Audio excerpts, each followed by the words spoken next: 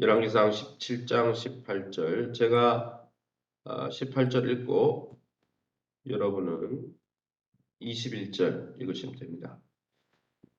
저와 여러분이 자막을 참조해서 한 절씩 교독합니다. 열왕기상 17장 18절입니다. 여인이 엘리야에게 이르되 하나님의 사람이여 당신이 나와 더불어 무슨 상관이 있기로 내 죄를 생각나게 하고 또 내 아들을 죽게 하려고 내게 오셨나이까. 21절 그 아이 위에 몸을 3번 펴서 엎드리고 여호와께 부르짖어 이르되 내 하나님 여호와여 원하건대 이 아이의 혼으로 그의 몸에 돌아오게 하옵소서 하니. 22절 여호와께서 엘리야의 소리를 들으심으로 그 아이의 혼이 몸으로 돌아오고 살아난지라. 24절 여인이 엘리야에게 이르되 내가 이제야 당신은 하나님의 사람이시요 당신의 입에 있는 여호와의 말씀이 진실한 줄 아노라 하니라. 아멘. 오늘은 열왕기상 17장 17절에서 24절 말씀 가지고 생명의 주라는 제목으로 말씀을 함께 나누기 원합니다. 오늘 본문에 이제 엘리야가 과부의 아들을 살리는 장면이 나오고 있습니다. 당시 이스라엘 지역에는 바알과 아세라를 섬겼는데 어제는 바알에 대해서 말씀드렸는데 오늘은 아세라에 대해서 말씀드리려고 합니다. 이 아세라 신은 풍요의 신입니다. 다산의 신입니다. 어떻게 풍요와 다산을 주느냐? 겨울이 가면은 모든 생명체가 죽었다가 봄이 되면 살아나는 것처럼 이 다산의 신이 죽었다가 다시 부활함으로, 그죠? 봄으로 다시 옴으로 그 과정을 통해서 이 땅에 풍요를 가져온다 믿었습니다.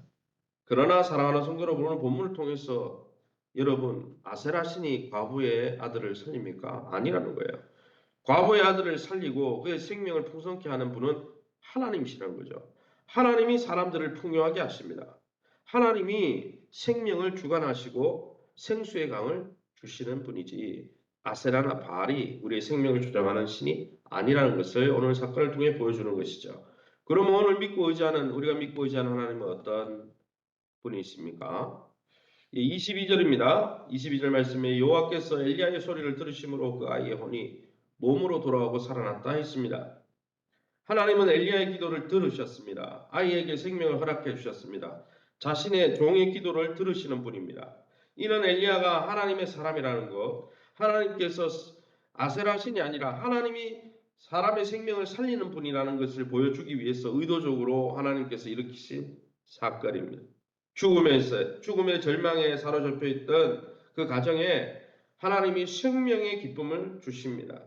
하나님 앞에 나오는 자들에게 생수의 강, 그 생명수 강이 닿는 곳마다 에스겔과 요한계시록과 예수의 말씀을 보면 살아난 것처럼 하나님의 말씀이 닿고 하나님의 은혜가 닿는 곳마다 그 죄인과 죽음에 있던 자들이 살아나는 기쁨, 생명의 기쁨을 주는 분이 바로 우리의 하나님이시라는 것이죠.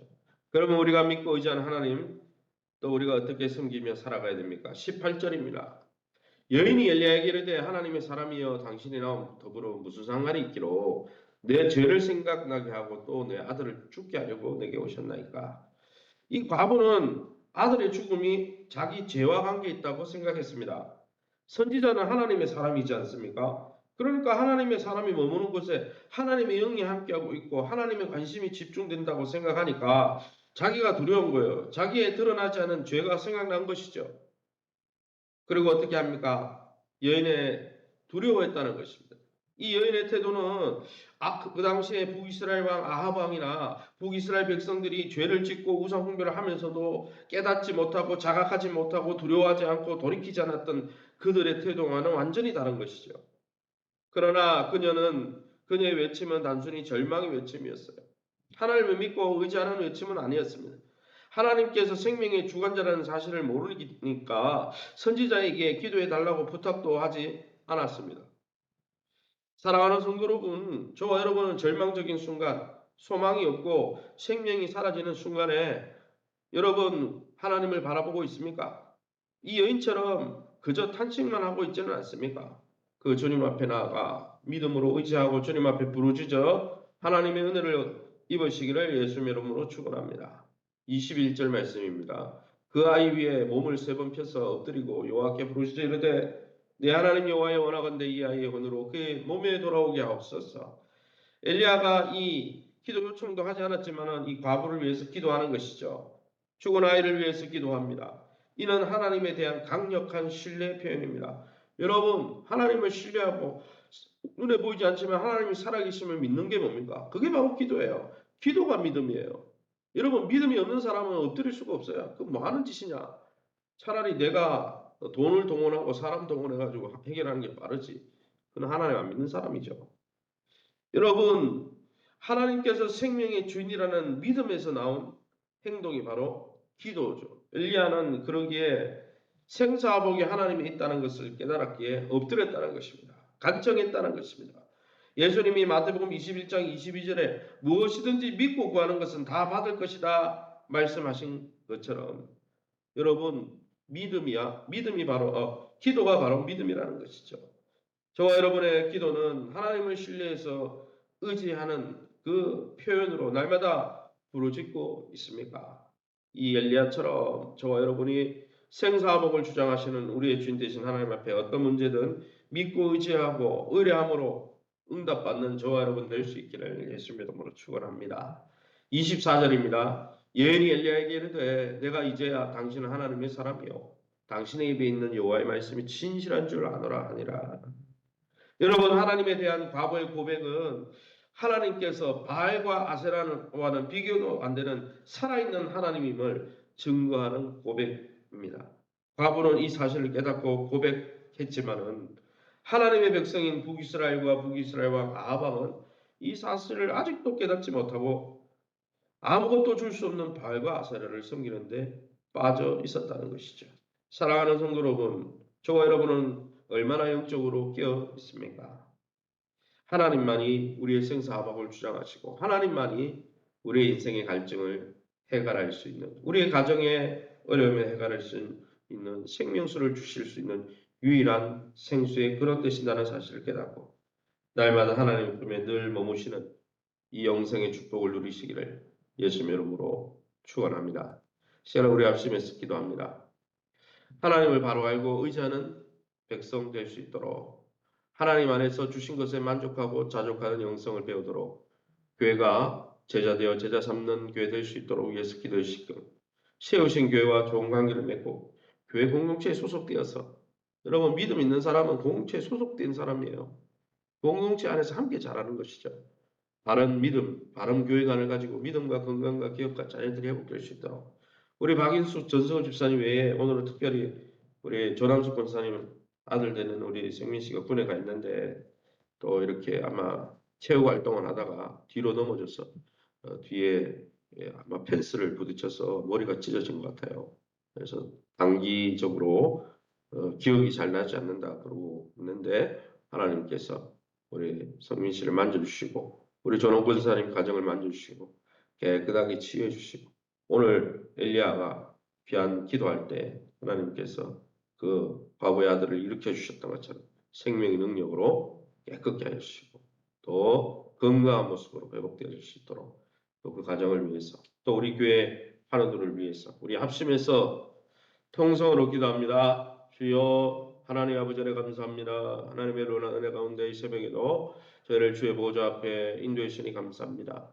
하나님 북이스라엘 백성과 아방이 하나님을 알지 못하고 아세라와 아버지 바알 우상 앞에 엎드려 그것이 인생의 아버지 문제를 해결해 주는 생명수인 줄 알고 찾아다녔지만 엘리야를 통해서 하나님 과부의 아들을 살리심으로 하나님만이 우리의 생명의 근원이며 하나님만이 우리의 인생의 문제를 풀어주실 수 있는 유일한 분임을 깨닫게 하시니 감사합니다. 날마다 우리가 하나님 앞에 엎드리게 도와주시고 아버지 기도로 우리의 믿음을 표현하는 아버지 기도의 불이 활활 타오르는 우리의 개인과 삶이 될 수 있도록 은총도하여 주셔서 하나님 오늘도 생명의 권세, 생명의 아버지 정말 권세, 성령의 권세로 살아나게 하시고 회복되어지게 도와주옵소서. 하나님 안에서 주신 것에 만족하게 도와주옵소서. 없는 것에 불평하며 하나님 욕심을 부리고 탐심을 부리는 자가 아니라 여호수아 갈렙처럼 주신 것에 만족하며 감사하며 나갈 때 하나님 우리의 미래를 열어주시고 우리의 자녀들의 미래를 열어주옵소서. 교회가 내적으로 잘 재건되게 하시되 하나님 제자 되어 제자 삼는 교회 되게 도와주옵소서. 하나님 일대일 양육을 통해서 영생의 복을 누리기는 교회가 되게 도와주시고 그래서 그 하나님 안에서 참 행복과 만족을 누리며 그 기쁨을 증거하는 어린이 전도와 주일 목장을 통해 증거하고 나누는 복됨이 있게 도와주옵소서. 세우신 교회와 좋은 관계를 맺게 도와주옵소서. 교회 공동체가 하나님 주신 유일한 피난처요 하나님 우리의 영적 아버지여 토양임을 깨닫고 날마다 공동체 안에서 함께 자라며 또 함께 건강이 회복되어지고 기도하는 가운데 기업의 문제, 자녀의 문제, 영적인 문제들이 해결되어지게 도와주옵소서.